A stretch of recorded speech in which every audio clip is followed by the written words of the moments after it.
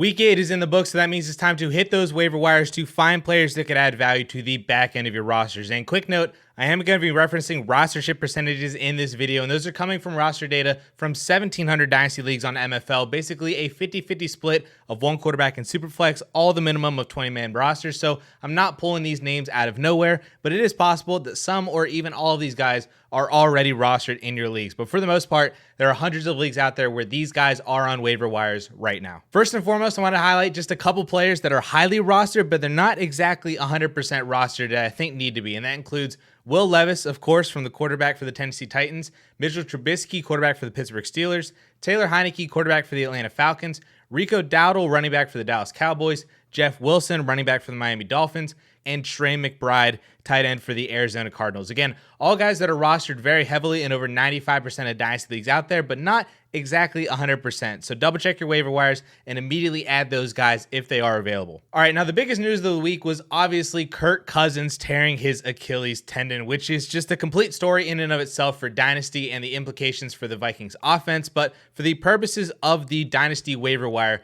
Jaren Hall is currently the backup quarterback and the only other quarterback on the Vikings roster right now. And for those of you that don't know, Hall was a 5th round pick in the 2023 draft out of BYU, and he was a pretty solid quarterback for them over the last 2 seasons, throwing for over 5,500 yards, 51 total touchdowns, also rushing for 600 yards and 6 touchdowns as well in 2021 and 2022 combined, with his primary target being Puka Nacua. Now, he didn't do all that much for the Vikings on Sunday. He came in with a 14-point lead with just 5 minutes left in the game, so the game plan was really just run out the clock. But he did have a nice completion to TJ Hawkinson for a first down. He went 3 for 4 overall for 23 total yards, and his preseason tape also was pretty solid. So maybe he can be a decent fantasy quarterback too with TJ Hawkinson, Jordan Addison, and when Justin Jefferson gets back as well. And with all the injuries that we've had at quarterback, plus bye week starting back up again with a pretty painful bye week coming up here in week 10 for quarterbacks specifically, you may just need Hall as a spot starter in your Superflex league. So definitely pick him up,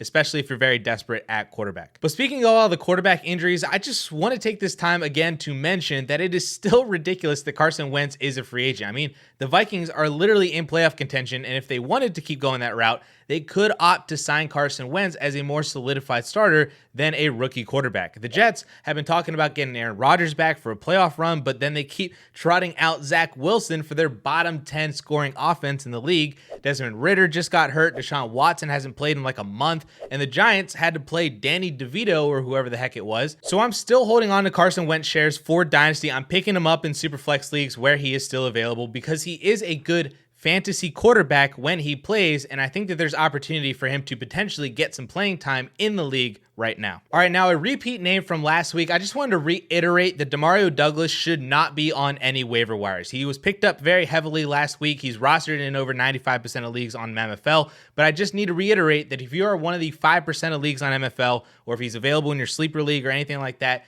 he needs to be rostered. After a really solid game last week with 54 yards on 6 targets, Douglas again saw 7 targets on Sunday, which easily led the team. Now, maybe some of that was because both Kendrick Bourne and Devontae Parker left early with injuries, but that's kind of the point why I wanted to reiterate Demario Douglas being a great pickup, is that with both of those guys out, Mac Jones turned to Demario Douglas. He is the next man up in this offense. There is a ton of opportunity here if both of those guys are out again next week, especially against a Washington Commanders secondary that literally cannot stop a single wide receiver this year. Douglas is a massive waiver wire target in any league that he's still available, and he could be thrown potentially straight into your starting lineup if you need somebody like that. And lastly, another huge waiver wire target based on his usage on Thursday night, Khalil Shakir had a very impressive night in the Bills' first game without Dawson Knox, which led them to play a ton of 11 personnel with Khalil Shakir as the primary beneficiary. He played a career-high 65% of snaps, which resulted in a career-high 6 targets, 6 receptions,